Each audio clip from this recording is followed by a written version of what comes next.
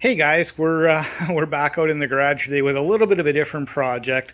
We need to work on a my Makita weed eater, which isn't working right. It is spinning way slower than it should be, and the motor heats up, and yeah. I think the motor windings are probably pretty much burnt out on this thing, probably from me using it too hard over the years. These Makita tools are great, but at the end of the day, this is a relatively small one. Small weed eater. It is just the single 18 volt model. They do have much more robust, 36 volt ones that take two batteries, but this is a single battery one, and I've had this thing for quite a number of years. I'm guessing I've maybe had it 7 years, 8 years. I'm not really too sure exactly, but in there somewhere. So let's take a look at the model number on this thing and just see what we got here. So the model number on this, if you can see that, is DUR181. So what we're going to do is, I guess maybe first off, we'll just kind of try to show you what it's doing in terms of spinning. Probably isn't going to show up too well on the video here, but what we're going to do is we'll give this a little bit of a go for you here. And yeah.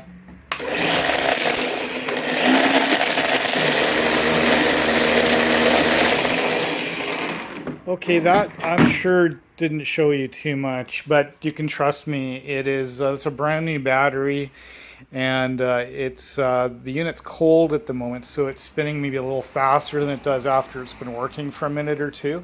But bottom line, even right now, it's not spinning fast enough to cut grass. Let's just put it that way. It's spinning, but not correctly. So, yeah. So let's take it apart and let's get after it and see what we can find inside. Let's do it.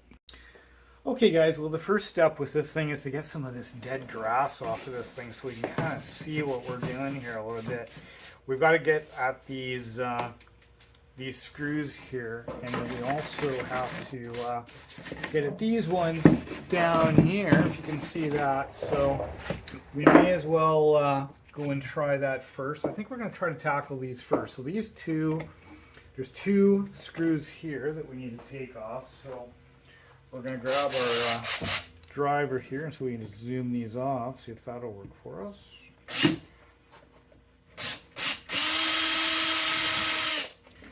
Here's number one. Let's grab number two.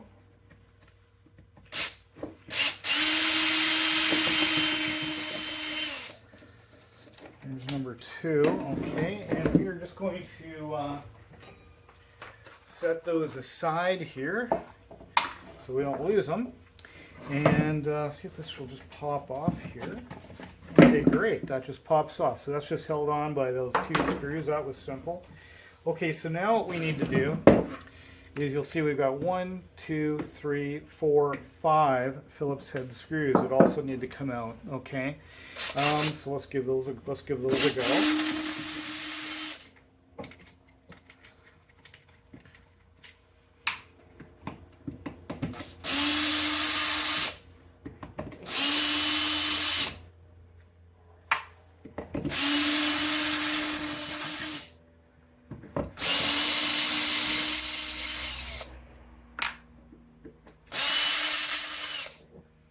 Okay, so we've got them all loosened off. There's a couple that are still kind of in there, but this should now just pop off.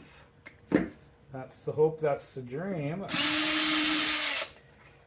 So we can get these right out of here. It's just using a magnet on the end of this tip to sort of get these out. There we go, got it right out. Yeah, it looks like we're going to maybe have to get a screwdriver on there, and there's a little spot there, if I don't know if you can quite see that on the camera, a little spot to actually pry on that. So let's grab a screwdriver, see if that'll kind of pop that apart. So let's grab a flathead in here. So grab a small flathead screwdriver. Oh yeah, look at that. Nice. Okay, cool. That should separate the two halves, and it looks like we need to have it over on this side here. Oh, looks like we lost a little something there. Let's pull this out here. Okay, so what we get. See what we get here. Okay. Okay. So there's our motor. That's the offending bit right there. So that is the piece that has given us beans. So what we're going to do is we're going to take that out and visually inspect it. But interestingly, anticipating this job, I picked up another motor. So we're just going to basically replace that, and that should resolve our problem. Let me grab the new one here. Okay. Okay, so there is our new motor, and you will see, let's do a comparison here. Yeah, it looks identical to the one that's in there. So that's what we're going to do. We're just going to replace this. Okay, so that will be the next bit. So now what we want to do is just take the power off. So let's just take these power cords off. There's one.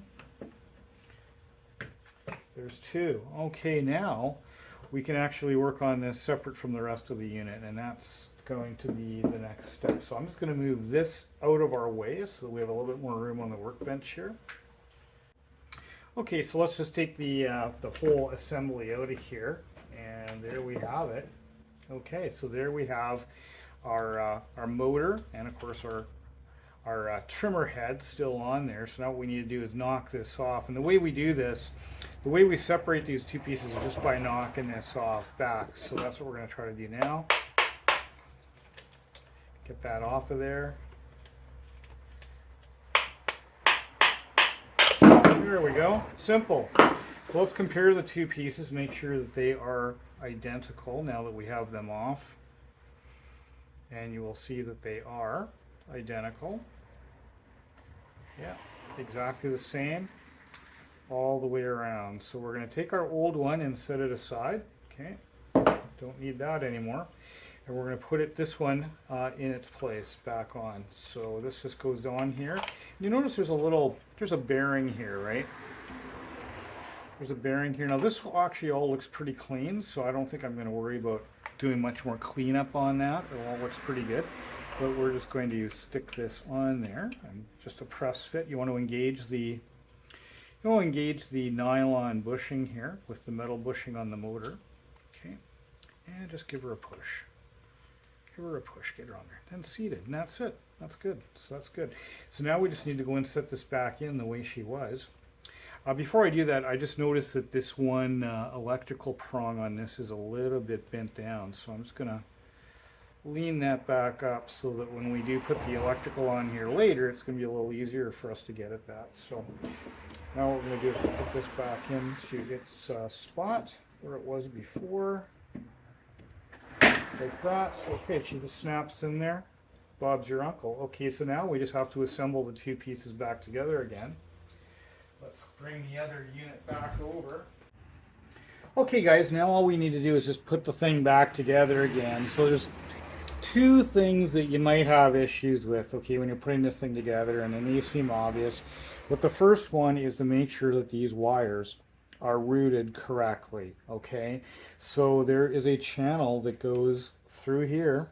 Maybe I'll point with the screwdriver. There's a channel that goes through here, and then they kind of double back, go through this channel and then back on. Okay, so the white wire goes to the left. Now again, does it really matter? Don't know, but that's the way it came off, so that's where we're going to put it back together again. Okay, so route that down there, and stick that one on.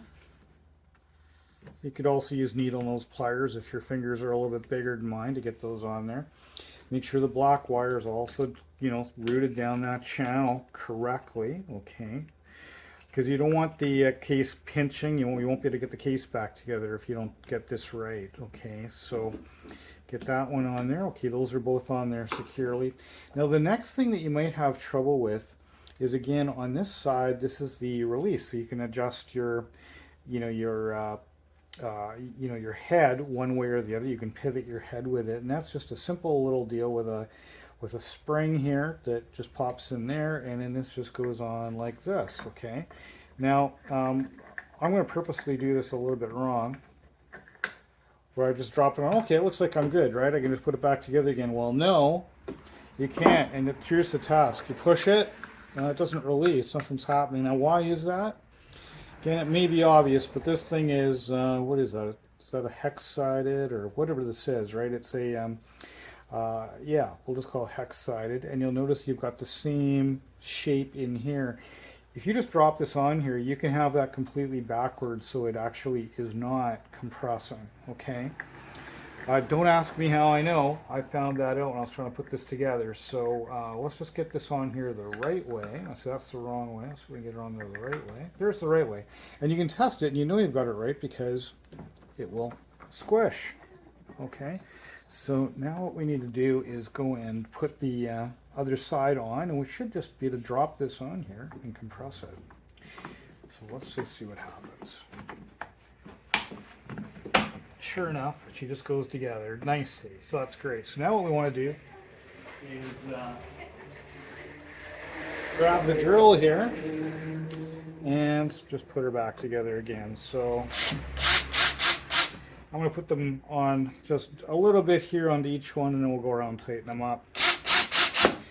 And yeah, there's not a lot of them, so I mean, a screwdriver works probably just as well. The other thing I'm doing here is, you know, I'm using a JIS bit, so Japanese Industrial Standard bit for this, because of course this unit is made in Japan. You had the wrong one there. There's the other one. Okay. Now let's just go around and tighten them up.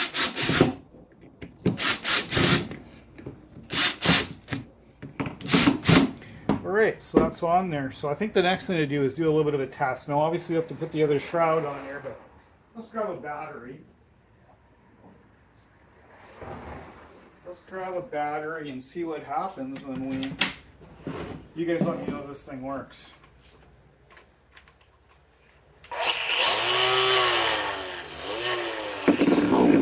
Yeah, I think that's success, eh? So awesome. So now what we're going to do is just put the bottom shroud on.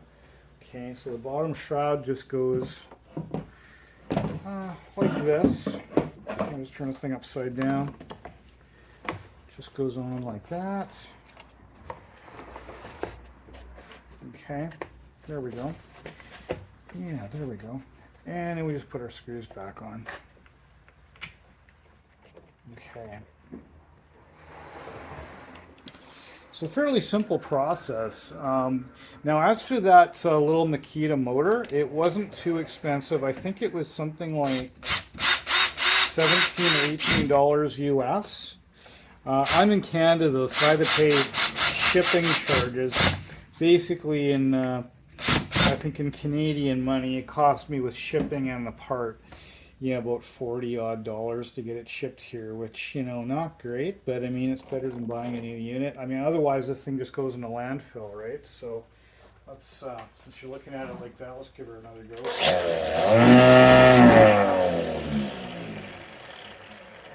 Yeah, so we're back in business. So hopefully that helps somebody out there. You know, these Makita units are great. I should probably get a bigger one. Obviously, I burned this one out. But I do really appreciate Makita stuff. I think it's a great machine. And yeah, if you got a problem like this, why throw it in the garbage? It's a relatively simple fix to just fix it. So yeah, anyways, hope everybody's having a great day. And please like and subscribe. That really helps the channel. So really appreciate it. And yeah, hope everybody's doing great. Bye for now.